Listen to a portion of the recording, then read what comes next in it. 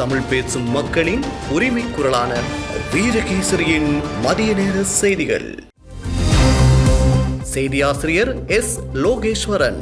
வாசிப்பது மாணிக்கம் நேசமணி. முதலில் தலைப்புச் செய்திகள்.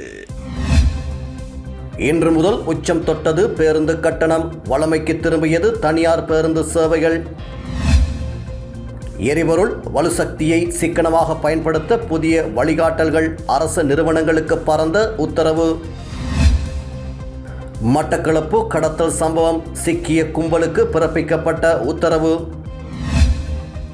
ஆட்பதிவு திணைக்களத்தின் முடக்கத்தினால் ஏற்பட்ட பதற்ற நிலை மீண்டும் ஆரம்பமானது. சேவைகள். உன்னால் தான் ஈரான் போரை தொடங்கினேன். பாதுகாப்பு செயலாளர் மீது பழியை தூக்கி போட்ட ட்ரம்ப். ஈரான் வெளியிட்ட மற்றொரு அதிரடி அறிவிப்பு. பெரும் குழப்பத்தில் ட்ரம்ப். கொலம்பியாவில் ராணுவ விமானம் விபத்து. 34 பேர் உயிரிழப்பு, 77 பேர் மீட்பு. மத்திய கிழக்கில் நிலவும் போர் பதற்றம் தீவிரமடைந்துள்ள நிலையில் ஒவ்வொரு நாடும் தங்களுக்கான நிலைமையை உறுதி செய்ய பல்வேறு நடவடிக்கைகளை முன்னெடுத்து வருகின்றன. இந்நிலையில் இலங்கை அரசாங்கமும் நாட்டின் ஸ்திரத்தன்மையை பேணுவதற்கு பல்வேறு செயற்பாடுகளை உடன் அமுலாக்கும் வகையில் செயற்படுத்தி வருகிறது. ஒரே மாதத்திற்குள் எரிபொருள் விலையை 2 தடவைகள் அதிகரிக்க நிர்பந்திக்கப்பட்டமையால் ஏனைய அனைத்து துறைகளும் பாரிய நெருக்கடியை எதிர்நோக்க வேண்டிய நிலை ஏற்பட்டது. இதனை சமநிலைப்படுத்தும் முகமாக ஒவ்வொரு துறைகளுக்குமான கட்டண அதிகரிப்பை அரசாங்கம் அறிமுகப்படுத்தியுள்ளது. அதன்படி எரிபொருள் விலை அதிகரிப்பை தொடர்ந்து நேற்று நள்ளிரவு முதல் அமுலுக்கு வரும் வகையில் பேருந்து கட்டணங்கள் 12.19% அதிகரிக்கப்பட்டுள்ளது. இந்த விலை திருத்தத்தை தொடர்ந்து குறைந்தபட்சம் பேருந்து கட்டணம் 27 ரூபாவிலிருந்து 30 ரூபாவாக அதிகரிக்கப்பட்டுள்ளது. இதற்கிடையில் 2159 ரூபாவாக இருந்த அதிகபட்ச கட்டணம் 263 ரூபாவால் அதிகரிக்கப்பட்டு புதிய கட்டணமாக 2422 ரூபாவாக அறிவிக்கப்பட்டுள்ளது. இந்நிலையில் அதிகரிக்கப்பட்ட புதிய பேருந்து கட்டணம் தற்போதைய நிலையில் போதுமானதாக இருப்பதாக இலங்கை தனியார் பேருந்து உரிமையாளர்கள் சங்கம் தெரிவித்துள்ளது. இதற்கமைய இன்று முதல் வழக்கம் போல் பேருந்து சேவைகள் முன்னெடுக்கப்படும் என அந்த சங்கத்தின் தலைவர் கெமுனு விஜயரத்ன தெரிவித்துள்ளார். இதேவேளை பயணிகளிடம் நிர்ணயிக்கப்பட்ட பேருந்து கட்டணத்தை மாத்திரம் வசூலிக்குமாறு இலங்கை போக்குவரத்து சபை மற்றும் தனியார் பேருந்து உரிமையாளர்களுக்கு அறிவுறுத்தப்பட்டுள்ளது. நிர்ணயிக்கப்பட்ட கட்டணத்தை விட மேலதிகமாக கட்டணம் வசூலிப்பதற்கு எதிராக சட்ட நடவடிக்கை எடுக்கப்படும் என தேசிய போக்குவரத்து ஆணைக்குழு தெரிவித்துள்ளது. நிர்ணயிக்கப்பட்ட கட்டணத்தை விட அதிக பணம் வசூலிக்கப்பட்டால் தேசிய போக்குவரத்து ஆணைக்குழுவின் 1955 என்ற உடனடி தொலைபேசி இலக்கத்திற்கோ அல்லது 071 259 55 55 என்ற வாட்ஸ்அப் இலக்கத்திற்கோ முறைப்பாடுகளை தெரிவிக்குமாறு பொதுமக்களிடம் கோரப்பட்டுள்ளது. அரசு நிறுவனங்கள் எரிபொருள் மற்றும் வலுசக்தியை சிக்கனமாக பயன்படுத்துவதற்காக அத்தியாவசிய சேவைகள் ஆணையாளர் நாயகத்தினால் வழிகாட்டல் ஆலோசனைகள் வெளியிடப்பட்டுள்ளன. மத்திய கிழக்கு பிராந்தியத்தில் ஏற்பட்டுள்ள போர் சூழல் காரணமாக எதிர்காலத்தில் நாட்டிற்கு எரிபொருளை இறக்குமதி செய்வதில் தடைகள் ஏற்படக்கூடும் என்பதால் தற்போதுள்ள எரிபொருள் கையிருப்புகளை சிக்கனமாக பயன்படுத்துவதற்கும் அத்தியாவசிய சேவைகளை தடையின்றி முன்னெடுத்துச் செல்வதற்கும் இந்த வழிகாட்டல்கள் வெளியிடப்பட்டுள்ளன. அத்தியாவசிய சேவைகள் ஆணையாளர் நாயகத்தினால் அனைத்து அமைச்சின் செயலாளர்கள், மாகாண பிரதம செயலாளர்கள், மாவட்ட செயலாளர்கள் மற்றும் அனைத்து அரசியலமைப்பு சார்ந்த நிறுவனங்களின் தலைவர்களுக்கும் இந்த வழிகாட்டல் ஆலோசனைகள் நேற்று அனுப்பி வைக்கப்பட்டுள்ளன. இதனூடாக அரசு அலுவலகங்களின் பணியாளர்கள் போக்குவரத்து மற்றும் எரிபொருள் முகாமைத்துவத்திற்காக அரசு நிறுவனங்கள் மேற்கொள்ள வேண்டிய நடவடிக்கைகள் குறித்து இதில் விரிவாக அறிவிக்கப்பட்டுள்ளது. உத்தியோகஸ்தர்கள் கடமைக்கு வருகை தரும் போது தனித்தனி வாகனங்களை பயன்படுத்துவதற்கு பதிலாக முடிந்தவரை பொது போக்குவரத்து சேவைகள் அல்லது குழு போக்குவரத்து சேவைகளை பயன்படுத்த வேண்டும் எனவும் களப்பணிக்காக குறைந்த எண்ணிக்கையிலான வாகனங்களை பயன்படுத்தும் வகையில் தினசரி போக்குவரத்து திட்டங்களை தயாரிக்க வேண்டும் எனவும் அறிவுறுத்தப்பட்டுள்ளது.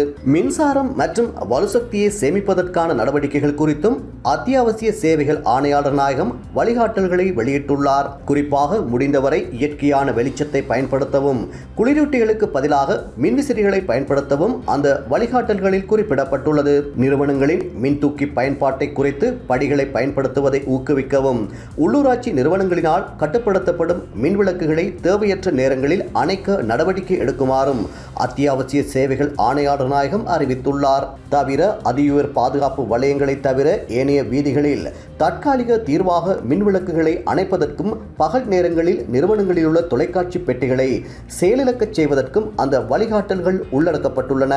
அரசு நிறுவனங்களின் செயற்பாட்டு நடைமுறைகள் குறித்தும் அத்தியாவசிய சேவைகள் ஆணையாளர் நாயகம் அறிவுறுத்தல்களை வழங்கியுள்ளார்.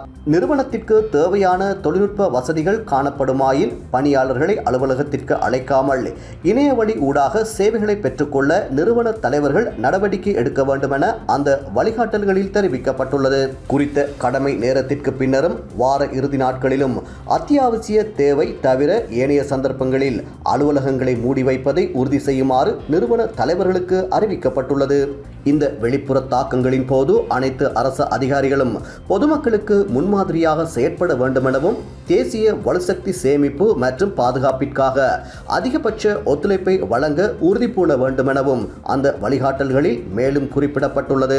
இதேவேளை நாட்டின் நாளாந்த வலுசக்தி நுகர்வு அதிகமுள்ள மாலை 6 மணி முதல் இரவு 10 மணி வரையிலான காலப்பகுதியில் வலுசக்தியை மிகச்சிறந்த முகாமைத்துவத்துடன் பயன்படுத்துவது குறித்து மக்களுக்கு தெளிவுபடுத்தி அவர்களின் பங்களிப்புடன் நாட்டின் வலுசக்தி பாதுகாப்பை உறுதிப்படுத்த தேவையான அனைத்து நடவடிக்கைகளையும் எடுக்குமாறு ஜனாதிபதி அனுரகுமார திசாநாயக்க அதிகாரிகளுக்கு அறிவுறுத்தியுள்ளார். வலுசக்தி பாதுகாப்பை பேணுவதற்காக தொடர்ச்சியாக எடுக்கப்பட வேண்டிய நடவடிக்கைகள் குறித்து ஆராயும் பொருட்டு நேற்று முற்பகல் ஜனாதிபதி அலுவலகத்தில் நடைபெற்ற கலந்துரையாடலில் கலந்து கொண்ட போதே ஜனாதிபதி அனுரகுமார திசாநாயக்க இதனை தெரிவித்துள்ளார். வலுசக்தியை சரியான முகாமைத்துவத்துடன் பயன்படுத்தி நாடு எதிர்கொண்டுள்ள சவால்களை வெற்றி கொள்ள அதிகபட்ச பங்களிப்பை வழங்குவது நிறுவன ரீதியாகவும் தனிநபர் ரீதியாகவும் தற்போது அனைவர் மீதும் சுமத்தப்பட்டுள்ள பொறுப்பாகும் எனவும் ஜனாதிபதி சுட்டிக்காட்டியுள்ளார். அத்தோடு கடந்த சில வாரங்களாக வலுசக்தி முகாமைத்துவம் தொடர்பாக அரசாங்கத்தினால் எடுக்கப்பட்ட நடவடிக்கைகளை மேலும் நடைமுறை சாத்தியமான நிலைக்கு கொண்டு வருவது குறித்தும் குறிப்பாக அரசு சேவைக்கு வழங்க வேண்டிய வழிகாட்டல்கள் குறித்தும் இதன்போது அவதானம் செலுத்தப்பட்டுள்ளமை குறிப்பிடத்தக்கது. மட்டக்களப்பில் பெரும் அதிர்ச்சியை ஏற்படுத்திய பெண் கொலை மற்றும் நகை கொள்ளை சம்பவங்கள் தொடர்பாக கைது செய்யப்பட்ட சந்தேக நபர்களை 4 நாட்கள் தடுத்து வைத்து விசாரணை செய்ய மட்டக்களப்பு நீதிமன்றம் அனுமதி வழங்கியுள்ளது. கடந்த 20ஆம் தேதி வவுனத்தீவு போலீஸ் பிரிவுக்குட்பட்ட கொத்தியாப்புழை பிரதேசத்தைச் சேர்ந்த பெண்ணொருவர் கடத்தப்பட்டு அவரது நகைகள் கொள்ளையடிக்கப்பட்டன. பின்னர் அவர் கொக்கட்டிச்சோலை போலீஸ் பிரிவில் உள்ள நெல்லியடி வயல் பிரதேச கிணறு ஒன்றில் வீசப்பட்டிருந்தார்.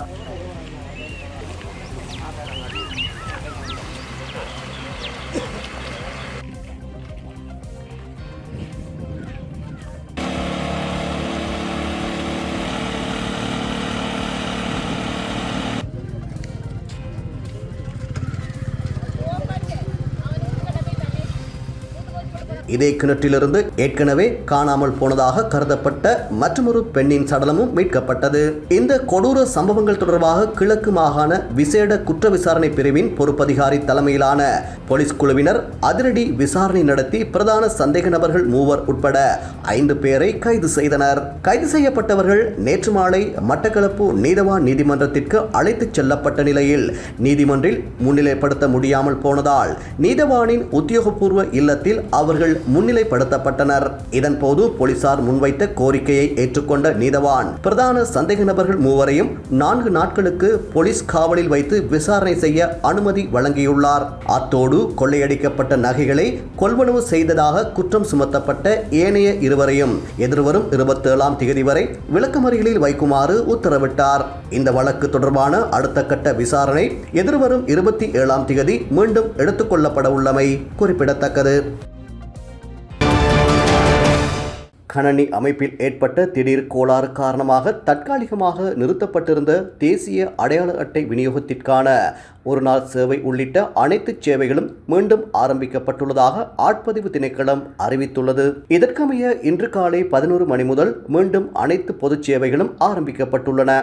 நேற்று ஏற்பட்ட இந்த கணனி அமைப்பு கோளாறு காரணமாக இன்றைய தினம் பொதுச் சேவைகளை பெற்றுக்கொள்ளும் நடவடிக்கைகளை தற்காலிகமாக நிறுத்தி வைக்க ஆட்பதிவு திணைக்களம் நடவடிக்கை எடுத்திருந்தது. அதன்படி கொழும்பில் உள்ள பிரதான அலுவலகத்தில் முன்னெடுக்கப்படும் அவசர அடையாள அட்டை விநியோக சேவை, அனைத்து மாவட்ட மற்றும் மாகாண மட்டத்திலான அலுவலகங்களின் சேவைகள் அடையாள அட்டை தொடர்பான ஏனைய அனைத்து பொதுச் சேவைகளும் இன்று முன்னெடுக்கப்பட மாட்டாது எனவும் திணைக்களத்தின் பிரதான கணனி வலையமைப்பில் ஏற்பட்டுள்ள திடீர் கோளாறு இதற்கு காரணம் எனவும் நேற்றைய தினம் அறிவிக்கப்பட்டிருந்தது. இவ்வாறானதொரு பின்னணியில் இன்று காலை முதல் பெருமளவிலான மக்கள் ஆட்பதிவு திணைக்கள வளாகத்தில் திரண்டிருந்ததோடு அங்கு ஒருவித பதற்றமான சூழ்நிலையும் நிலவியது. இந்நிலையில் கணனி அமைப்பில் ஏற்பட்ட திடீர் கோளாறு காரணமாக தற்காலிகமாக நிறுத்தப்பட்டிருந்த தேசிய அடையாள அட்டை விநியோகத்திற்கான ஒருநாள் சேவை உள்ளிட்ட அனைத்து சேவைகளும் மீண்டும் ஆரம்பிக்கப்பட்டுள்ளதாக ஆட்பதிவு திணைக்களம் அறிவித்துள்ளமை குறிப்பிடத்தக்கது. வெளிநாட்டு செய்திகள். ஈரான் போர் தொடங்கி 4 வாரங்கள் கடந்துள்ள நிலையில் இந்த இராணுவ நடவடிக்கையை தொடங்கியதற்கான காரணங்கள் குறித்து ஜனாதிபதி டொனால்ட் ட்ரம்ப் முன்னுக்கு பின் முரணான தகவல்களை தெரிவித்துள்ளார். டென்னசி மாகாணத்தில் நடைபெற்ற ஒரு வட்டமேசை மாநாட்டில் பேசிய ட்ரம்ப் பாதுகாப்பு செயலாளர் பீட் ஹெக்ஸெட் தான் ஈரானை தாக்க முதலில் வலியுறுத்தியதாக தெரிவித்துள்ளார். ஈரான் அணு ஆயுதம் ஏந்துவதை அனுமதிக்க முடியாது என்பதால் இந்த தாக்குதல் அவசியம் என்று, இருப்பினும் போருக்கான காரணங்கள் குறித்து ட்ரம்ப் நிர்வாகத்துக்குள்ளேயே பல்வேறு மாறுபட்ட கருத்துக்கள் நிலவுகின்றன. இஸ்ரேலின் பாதுகாப்பு முதல் ஈரானின் அணு ஆயுத மிரட்டல் வரை ஆளுக்கு ஒரு காரணத்தை கூறி வருகின்றனர். ஈரானின் பதிலடி தாக்குதல்கள் எதிர்பாராதவை என்று ட்ரம்ப் கூறினாலும் அது குறித்த முன்னெச்சரிக்கைகள் ஏற்கனவே வழங்கப்பட்டதாக தகவல்கள் தெரிவிக்கின்றன. இதற்கிடையில் அமைதி பேச்சுவார்த்தை குறித்து ட்ரம்ப் பேசினாலும் ஈரான் அதை முற்றிலும் மறுத்துள்ளது. 5 நாட்கள் அவகாசம் வழங்கப்பட்டுள்ள நிலையில் இந்த போரை தொடங்கியதற்கான உண்மையான பொறுப்பு யாரிடம் உள்ளது என்பதில் இன்னும் மர்மம் நீடிக்கிறது. ஈரான் மீது 5 நாட்கள் தாக்குதல் நடத்த மாட்டோம். கடந்த 2 நாட்களாக ஈரானுடன் அதிகாரப்பூர்வமான பேச்சுவார்த்தை நடைபெற்று வருகிறது என்று அமெரிக்க ஜனாதிபதி டொனால்ட் ட்ரம்ப் தெரிவித்துள்ளார். ஆனால் பேச்சுவார்த்தை எதுவும் நடைபெறவில்லை என்று ஈரான் மறுப்பு தெரிவித்துள்ளது. அமெரிக்கா, இஸ்ரேல் கூட்டுப்படைகள் மற்றும் ஈரான் ராணுவத்துக்கு இடையே கடந்த பிப்ரவரி 28ஆம் தேதி முதல் போர் நடைபெற்று வருகிறது. இந்த போரின் எதிர்விளைவாக ஆர்முஸ் ஜலசந்தி பகுதி கச்சா எண்ணெய் போக்குவரத்தை ஈரான் ராணுவம் முடக்கியுள்ளது. இதனால் உலகம் முழுவதும் கச்சா எண்ணெய் எரிவாயுவுக்கு தட்டுப்பாடு ஏற்பட்டிருக்கிறது.